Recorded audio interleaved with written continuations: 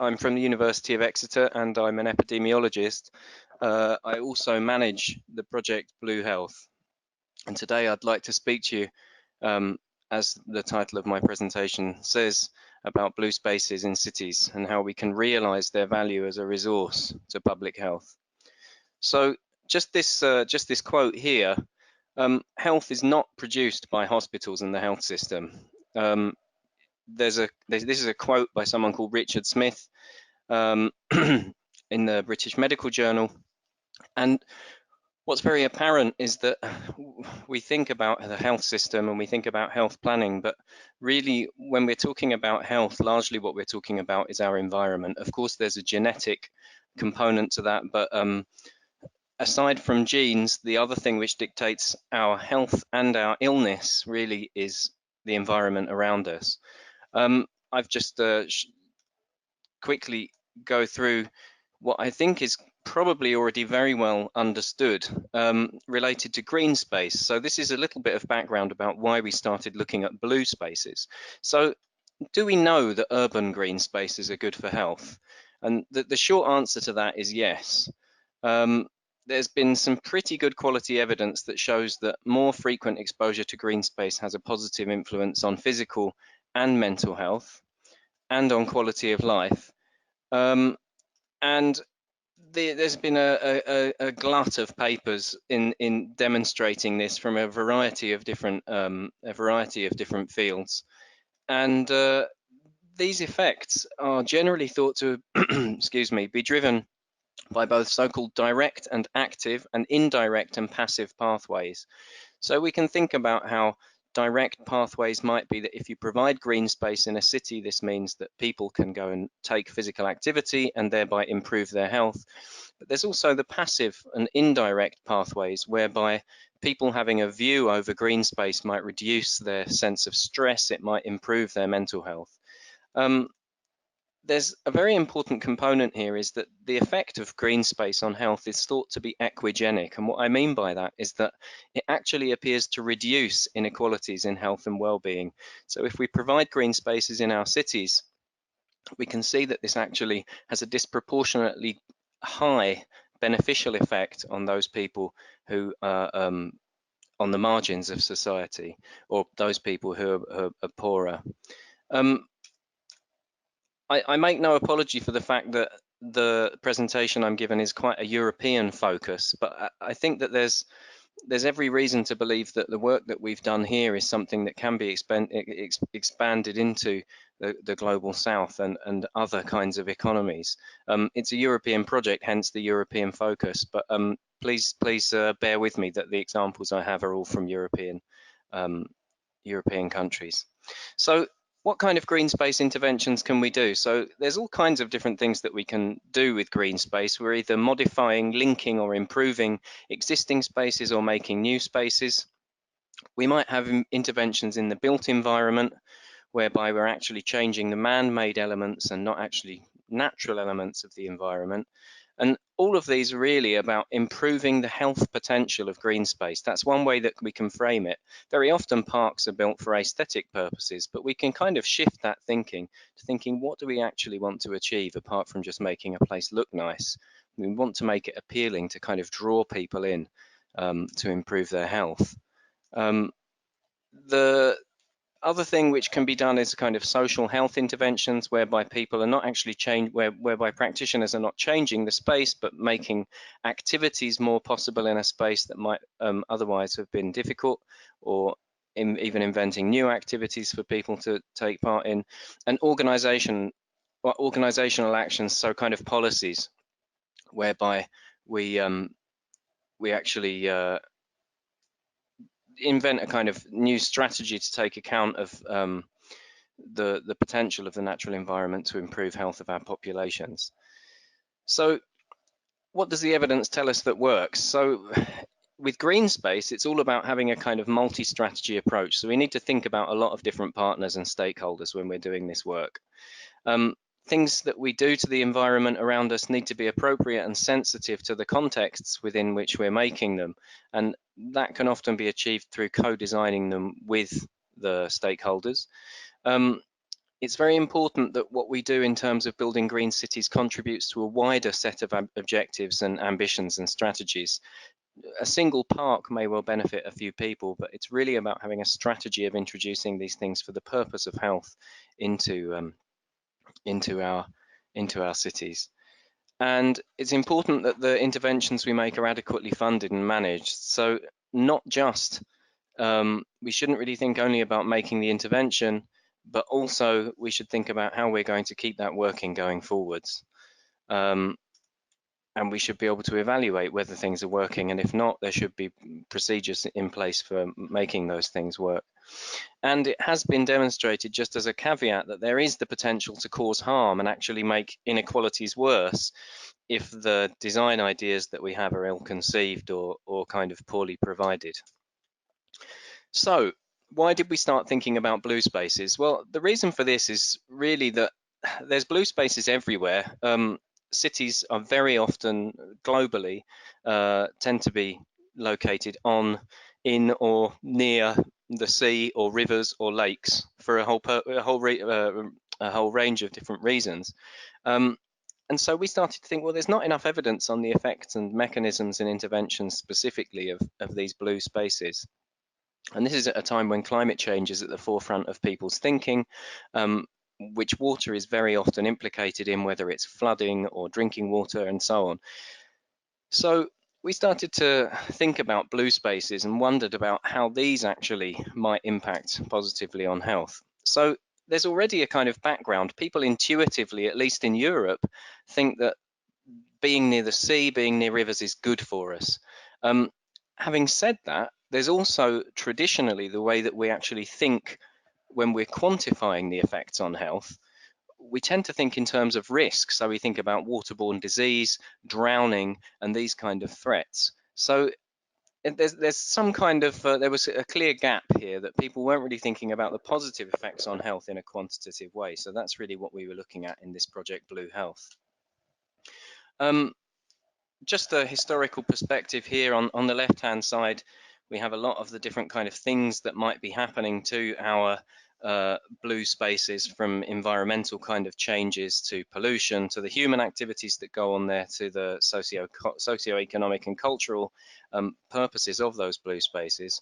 And these traditionally have been linked to, like I say, a lot of hazards. So drowning, injury, infectious disease, pollutants, toxicity related to those, and negative effects on other kinds of chronic disease and so on. And it's worth pointing out that many of these hazards are expected to actually get worse, either through climate change or through the mitigation and adaptation that we have to do. So it seems that, and this is a very active field that's looked into by researchers from public health across the board to all sorts of other research fields. But we started to think, yeah, but what's actually been done in terms of the positive effects on health of blue spaces? Now, there's been some kind of interesting things in the past with thalassotherapy, so therapy of the sea, which was invented by Richard Russell in the 18th century. He recommended drinking seawater, which of course probably isn't to be recommended. But among other things, he introduced people to the idea of sea bathing for pleasure, and also to deal with their illnesses. Dr. Fortescue Fox, in the early 20th century, he developed a lot of what were the beginnings of modern physiotherapy, and part of his physiotherapy was based around the sea. So convalescence on the coast for soldiers who'd returned with injuries from fighting overseas and so on. And just down here, there's a picture of one of these Royal Sea bathing hospitals, which were established in the 18th century. So something is already known in a way, but it's these effects have been very poorly quantified typically. The image that I've provided here is actually of my hometown, which is on the Thames estuary, just as it goes into the North Sea in the UK.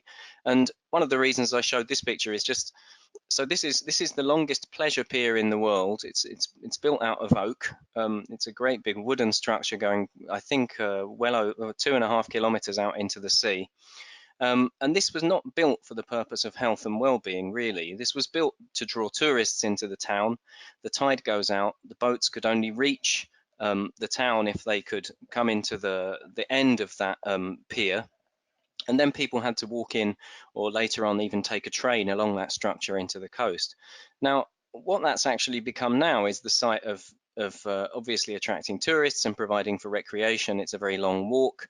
It puts people into contact with their natural environment. None of these things were perhaps overtly considered at the time, but this is the sort of thing that we're thinking about. This is now currently used by recreational fishermen. There's various kind of activities that take place, social activities and cultural activities that take place on that structure. So something which was designed really with another function in mind could well be providing for a number of different social and health benefits. I've got an example of something about climate mitigation. So this is an island also near where I grew up, a marshy island which is quite low lying on the shores of the Thames. And in the 1950s, there was a very large flood which killed rather a lot of people. And so they built this seawall. Now, it's not a particularly attractive looking piece of infrastructure, but the point that I want to show is when you look on the other side of the seawall, you actually see that they retained some of the beaches. Again, it might not be the most beautiful marine environment in the UK, but clearly a lot of people are using this space for relaxation, for socializing, and for taking physical exercise. So this was actually a climate adaptation, or a climate adaptation strategy, a large built environment intervention, which fortunately the planners took into account the fact that people in the local area used this for recreation and physical activities. Now, what we're interested in is what effect do these things have on people's health. So, what are the gaps? We know that natural environments are linked to positive health and well-being outcomes, particularly in urban populations. The focus has all been on green spaces, and less is known about blue spaces, and particularly on blue infrastructure in cities. So we put together this project in Europe, which has nearly 100,000 kilometers of coastline, nearly 200 really coastal cities, and approximately half of the European Union's population lives within 50 kilometers of the sea. So we set up this project with a number of partners in 8 different countries. And this was funded to the tune of around 6 million euros by the EU's Horizon 2020 project, and it will end in June next year. So basically our aim was to work with stakeholders to develop new methods of investigation that provide us robust evidence on risks and benefits or opportunities that urban blue spaces present for health promotion and prevention of disease. We built a kind of conceptual model which basically says population health and well-being are dictated partly by people's contact with blue and green spaces and activities that take place in those. So this is the indirect and direct pathways. The way that people interact with those spaces and the amount of interaction they do with that is really related to the quantity and quality of those spaces, and that is dictated by our urban planning and infrastructure. And arguably, that is also now increasingly in many places dictated by how we react to climate and extreme events, changes in climate. So the work that we did was actually really quite broad. One thing was just to review what currently existed in terms of data that's already been done, data that's already been analysed. We wanted to put together a very large international survey. We conducted a load of in-situ infrastructural interventions. We conducted experiments in virtual reality related to blue spaces and other kinds of environments to understand better how these things work in controlled conditions, and also to see whether we could generate models of these spaces that would benefit people's health for those who can't visit due to illness or old age and so on, who can't visit real natural environments. We did some future scenario planning, and we're currently translating most of our evidence for use by decision makers, I would say, not just policy makers, but decision makers broadly. And we're engaging with stakeholders across Europe as part of this work. And now, thanks to this webinar, engaging also with you.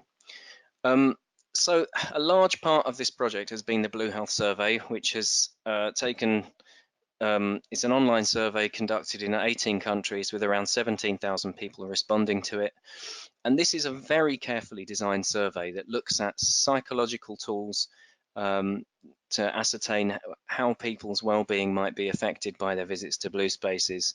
This is using validated and established methods, environmental psychological methods, to understand how people interact with their environment and how that affects them. And it also collects data on a whole range of other things related to health and their sense of well-being. There's already results coming out of this, and they'll be published in due course. Perhaps the thing which I'd like to spend a bit more time on are the kind of landscape and urban planning interventions that we've made. So this is run by someone called Professor Simon Bell at the University of Life Sciences in Estonia. And he's been conducting these so-called urban acupuncture, so small interventions in the environment which may confer a large effect on health. We've got a number of these taking place across Europe, I think probably in excess of 10 now, or no, yeah, around 10. They're small scale. They are typically around the redesign of urban blue spaces, and we've developed a lot of different tools to assess the impacts of these changes on the physical and mental health of local populations. And these have been co-designed with local communities, I should add. So among the tools that we've developed, one is about behavior, the behavioral assessment tool, which is abbreviated to the BlueHealth Behavioural Assessment Tool, which is the BBAT, the BlueHealth Environmental Assessment Tool, which is BEAT, and the Community Level Survey, BCLS. Now, all of these, I'll go through them in detail now, I think I just about have time, are designed to evaluate and monitor impacts of community interventions that we've made in a robust, transparent and repeatable way. And I say monitor because these can be administered at various time points, before, after, and sometime even longer after interventions have been made, to ascertain whether the effects are lasting and quite how those effects are playing out in terms of benefits to people's physical and psychological health. So to start off with the assessment, the environmental assessment tool, when we go to a site, we really need to understand that site. And so this tool was really put together out of a lot of environmental assessment tools that already exist and are used by planners, but specifically kind of focusing on blue environments, blue and green environments. And we really wanted to emphasize that. So we redesigned these tools and augmented what was already out there. And this basically allows us to evaluate social, physical and ecological characteristics of the site. So where is it, what are its characteristics, and what's its environmental or ecological state? And this is an online tool. There's a 4-step approach, and it's typically conducted by at least 2 independent surveyors. So 2 people go out into the field, they work on their evaluations, and then they discuss where there are any discrepancies and either average their scoring or come to some kind of agreement. The 4 steps are basically a kind of desk study which takes place before visit to the site, then a general description of it, a full site survey, and then an assessment of the ecosystem, the water ecosystem. And there are 2 versions of this tool, one for professionals and one more for kind of community members and citizen scientists and those who might be interested as members of the public. So it's currently in a beta format. It's going to be developed over the next 3 or 4 months. Hopefully it will then be completed. And at the moment it can be viewed at this site. The guidance is certainly available there, even if it's not possible to access the tool, but there's full details on who to contact about that on the website. This just gives you an idea of what it looks like. These are the 4 steps. So you can see here the kinds of things which are in these steps. So the pre-site survey around location, the population, the character of the neighborhood, and so on. Then a general description, then a very detailed description of what's going on the site and how it looks, how it feels to be in, the aesthetics, the way that the traffic work, and so on.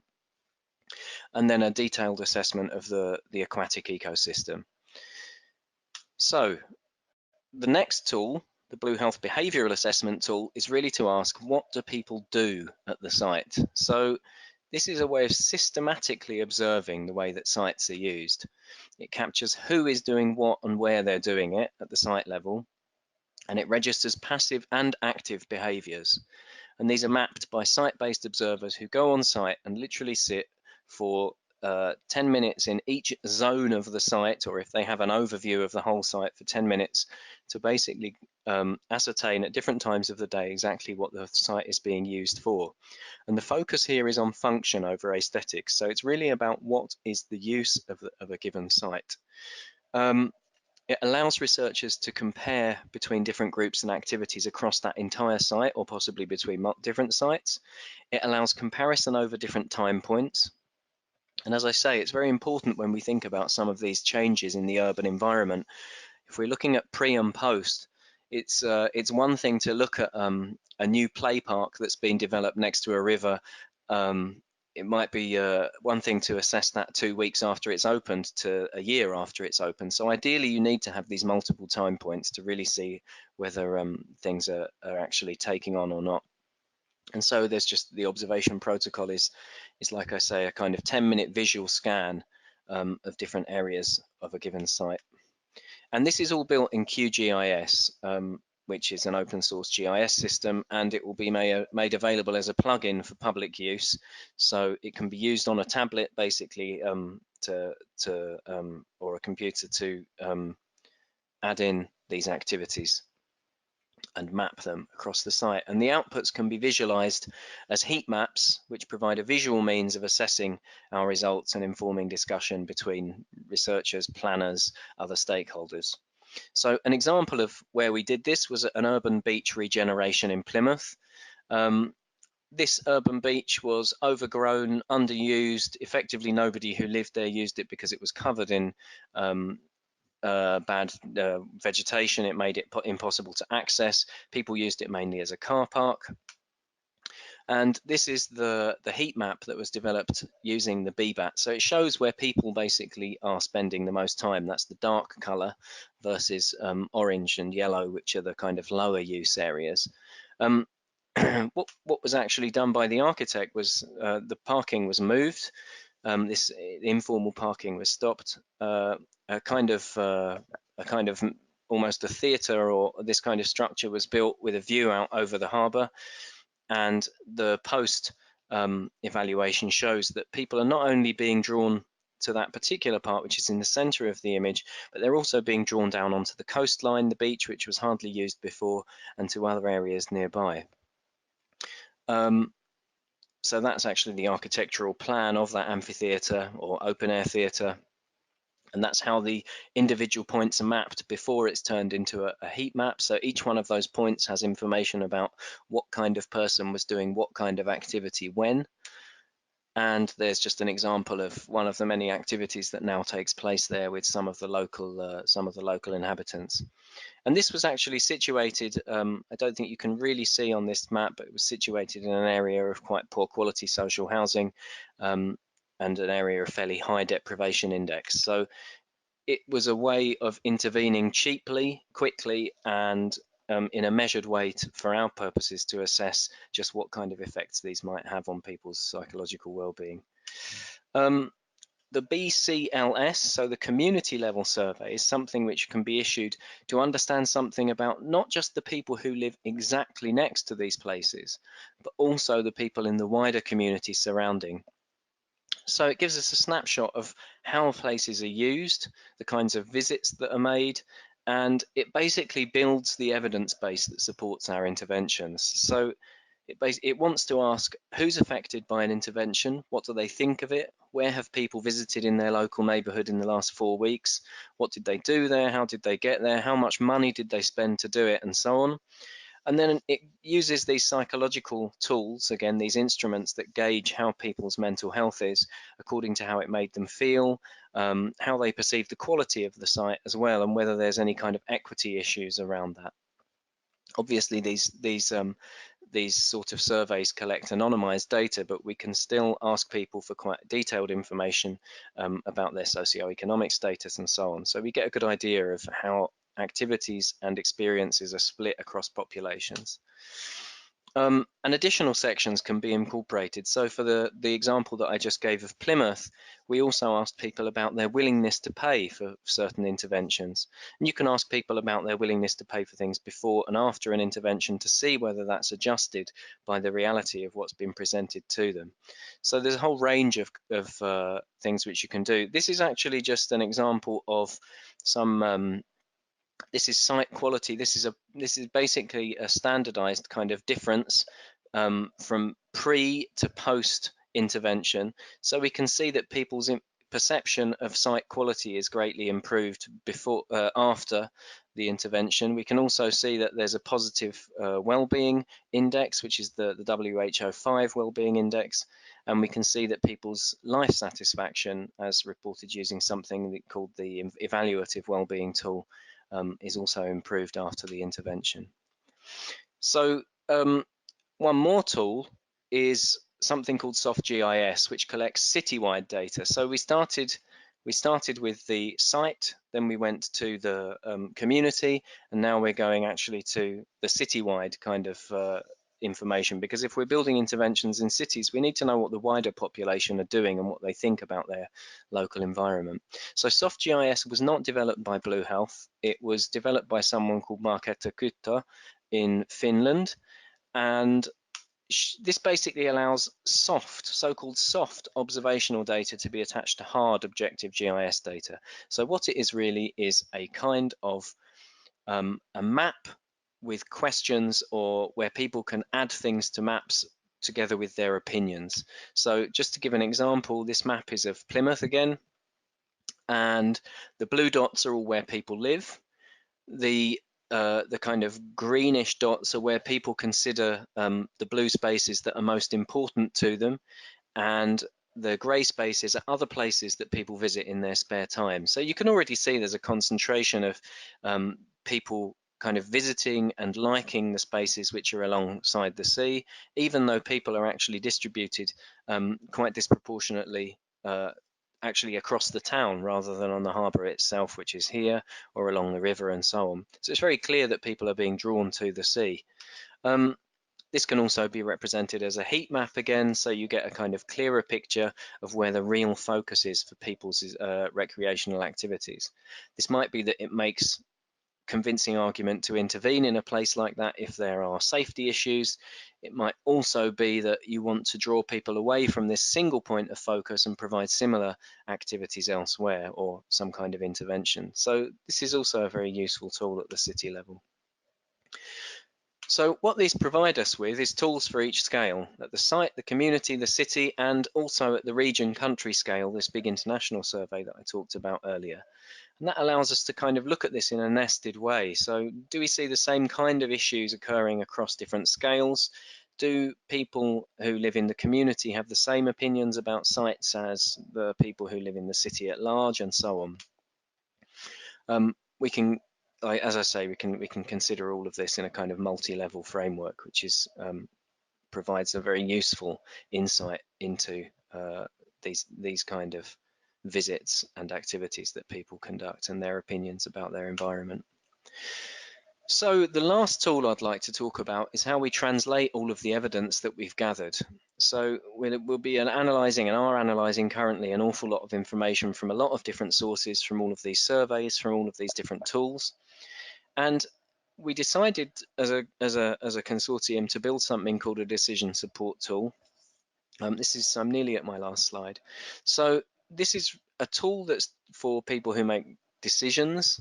That could be urban planners, local authorities, engineers, policymakers, businesses, the public, and so on, related to how urban blue infrastructure is operated within a city. And we want that decision-making process to be informed by the consideration of health and well-being, ecosystems, and climate change. And so it's basically a tool that allows you to walk out into your city, to the place where you might wish to make some kind of intervention, for example, and to consider the health risks and benefits, and the well-being benefits and risks, and also risks to ecosystems and so on, of making a given intervention in that area. So it's really about a way of, it doesn't tell you how to intervene in that environment, but it tells you which things you should consider if you want to start making an intervention. So again, this is a beta version stage at the moment and will be released early in the new year. This is just the introductory page. Clicking through, you can see here, hopefully this isn't too small, you can choose between where you're making this kind of intervention, so on the sea, a river, a lake, right in the middle of a city, and so on. It then basically asks you what kind of intervention or usage you're interested in changing, and then whether you're more interested in kind of looking at risks or looking at benefits, or how you want to kind of weigh those up. And it provides guidance, detailed guidance, in a form of a kind of downloadable sheet. This is just an example here. I think I clicked on some of these options such that I wanted to prevent injury and prevent illness. So it provides me guidance on what I should consider in a blue space in a city, related to drowning, injuries, water ingestion and inhalation of water droplets and so on, so as to minimize risks and capitalize on benefits. So in conclusion, what we want to do is to basically exploit these co-benefits to health of blue spaces. Cities are full of blue environments. Very often they're underutilized. Increasingly they're being privatized. And I think that in the mega cities of the global south, very often these spaces are could be forgotten if we're not thinking about them as more than just a geographical feature, or a feature in term that provides us with economic benefits kind of directly. We should also think about the co-benefits to health of these spaces, of course not forgetting the risks. And we should be using the tools which are available to us to evaluate and monitor people's behaviours, the environmental quality, and people's opinions using rigorous and transparent methods. It's very important that this thinking, from our point of view, it's very important that this thinking kind of enters the planning environment, so that there is a building evidence base that provides people with more and more examples of best practice on how to intervene in a way which might benefit health. And just a caveat, which of course I think I hope I've already emphasized enough, although we are very interested in the benefits to health, we do have to still consider the risks.